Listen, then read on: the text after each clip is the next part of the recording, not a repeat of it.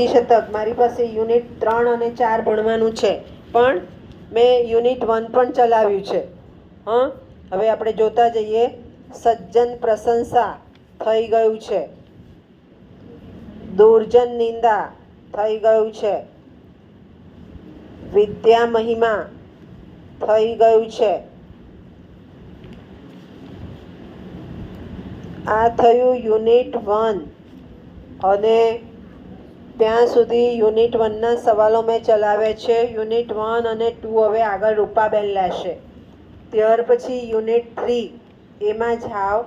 Unit 3ના બધા જ શ્લોકો મહત્ત્વના મેં આપી દીધા છે અને ભાષાંતરને સમજૂતી કરાવી દીધી છે.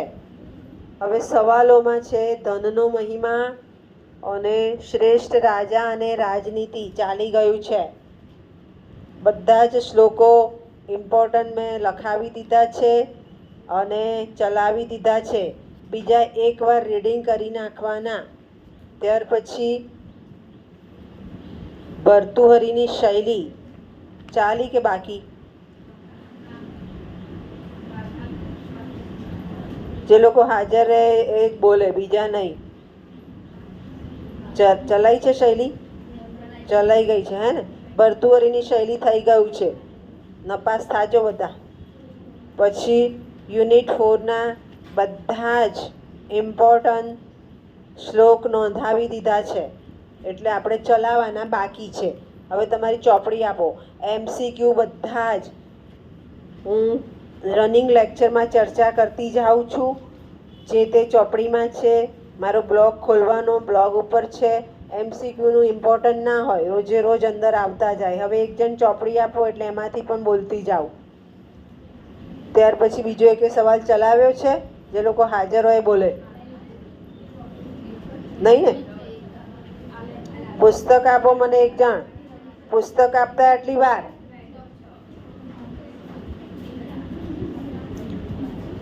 ત્યાર પછી આગળ જુઓ. અસાઇનમેન્ટના સવાલ હમણાં જ આપણે બોલ્યા છતાં બોલી જાઉં છું.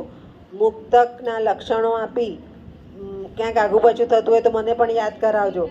નીતિ શતકને મુક્તક કાવ્ય તરીકે મૂલવો. નેક્સ્ટ ટૂંકણો છે સજ્જન પ્રશંસા અને વિદ્યા મહિમા. 22 ઓગસ્ટે અસાઇનમેન્ટ આપવાનું છે, રાઈટ? રૂપાબેનને આપીશું. પહેલા ક્લાસવાળા મને આપશે. ત્યાર પછી આગળ જોઈએ.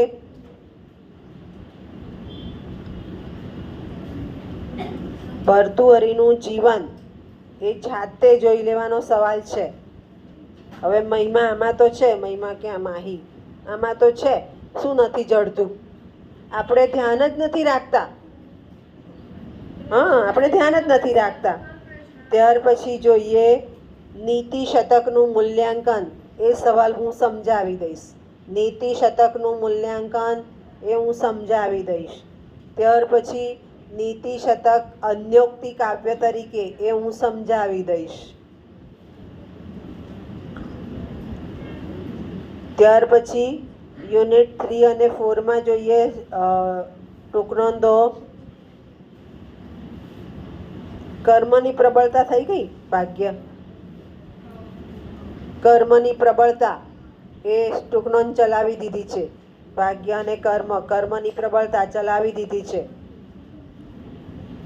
ત્યાર પછી મૈત્રીનો મહિમા શીખવાનો. મૈત્રી એટલે દોસ્તી, ફ્રેન્ડશીપ.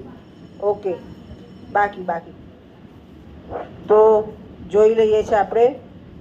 મૂર્ખજન ઉપહાસ એ બાકી, હું સમજાવી દઈશ. સદ્ગુણનું ગૌરવ એ બાકી, હું સમજાવી દઈશ. મૈત્રીનો મહિમા એ બાકી, હું સમજાવી દઈશ. હવે આમાં શું પૂછવાનું છે? આપણે ચોપડી નથી ખોલતા, આપણે નોટમાં સવાલ નથી લખતા, પછી આપણને કેવી રીતે યાદ રહે?